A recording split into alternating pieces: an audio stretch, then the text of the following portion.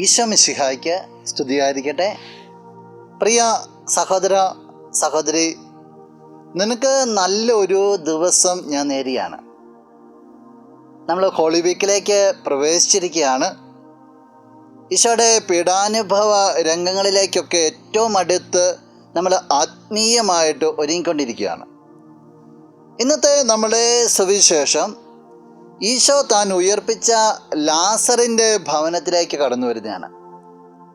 അപ്പോൾ അവിടെ ഉണ്ടാകുന്ന സഹോദരിമാർ, പ്രത്യേകിച്ച് മറിയം എങ്ങനെയാണ് ഈശോയെ സ്വീകരിച്ചതെന്ന് സുവിശേഷം പറയുന്നത് ഇപ്രകാരമാണ്. വിശുദ്ധ യോഹന്നാൻ അറിയിച്ച സുവിശേഷം 12-ാം അധ്യായം 3-ാം വാക്യം.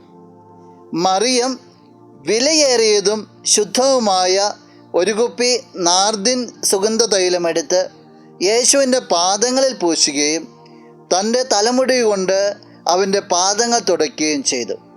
തൈലത്തിൻ്റെ പരിമളം കൊണ്ട് വീട് നിറഞ്ഞു. മറിയം അവിടെ ഉണ്ടായിരുന്ന വിലയേറിയ സുഗന്ധ തൈലം എടുത്തിട്ട് ഈശോയുടെ പാദങ്ങളിൽ പറ്റിയാണെന്ന് തലമുടി കൊണ്ട് തുടയ്ക്കുന്നു. നമ്മൾ ആ വചനഭാഗം പിന്നീട് വായിക്കുവാണെങ്കിൽ കാണാൻ പറ്റും. യൂദാസ്കറിയോത്ത പറയുന്നുണ്ട്, എന്തിനിത്ര വിലയേറിയ സുഗന്ധ തൈലം പാഴാക്കി കളയുന്നു? 300 ദനാറയ്ക്ക് വിൽക്കത്തില്ലെന്നാണ് ചോദിക്കുക. ഒരു മനുഷ്യൻ്റെ ഒരു ദിവസത്തെ കൂലിയായിട്ട് കണക്കാക്കുന്നത് 1 ദനാറയാണ്. 300 ദനാറ എന്ന് പറഞ്ഞാൽ നമുക്കറിയാം വലിയ ഒരു തുകയുടെ സുഗന്ധ തൈലമാണ്. അതാണ് അവൾ ഈശോയുടെ പാദത്തെങ്കിൽ ഒഴിക്കുക. ഈശോയുടെ സ്നേഹം അത് കാണിക്കുക. പ്രിയ സഹോദര സഹോദരി, ഈശോയോട് ചേർന്നല്ല നീ ജീവിക്കുക. നീ ഒന്ന് ചിന്തിക്കണം, നിൻ്റെ ഈശോയ്ക്ക് നീ കൊടുക്കുന്ന വില എന്താ? ഈ സ്നേഹത്തിന് നീ കൊടുക്കുന്ന വില എന്താ? നീ കണക്കാക്കുന്ന വിലയേറിയതെല്ലാം ഈശോയുടെ മുമ്പിൽ മാറ്റിവെക്കുവാനായിട്ട് അല്ലെങ്കിൽ സമർപ്പിക്കുവാനായിട്ട് നിനക്ക് എത്രത്തോളം സ്വാധിക്കുന്നുണ്ട്? നിനക്ക് കണ്ണുകളടച്ച് ഒന്ന് കരങ്ങൾ കൂപ്പാം. നല്ലവനായ കർത്താവേ, നിന്നെ അങ്ങ് സ്തുതിക്കുന്നു, ആരാധിക്കുന്നു, മഹത്വപ്പെടുത്തുന്നു. മറിയത്തെ പോലെ വിലയുള്ളതെല്ലാം നിൻ്റെ മുമ്പിൽ സമർപ്പിച്ചിട്ട് നിന്നെ വിലയുള്ളവനാക്കി കണക്കാക്കുവാനായിട്ട് ഈ വ്യക്തിയെ നീ സഹായിക്കണമേ. ഇന്നത്തെ ദിവസം നിൻ്റെ നാമത്തെ അനുഗ്രഹിക്കപ്പെട്ടു എന്ന് പ്രാർത്ഥിക്കുന്നു.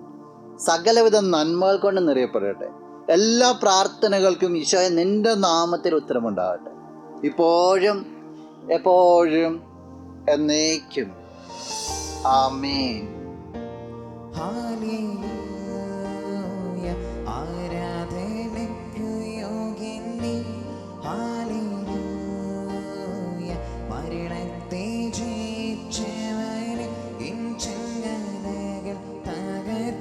ഈശോ നിന്നാ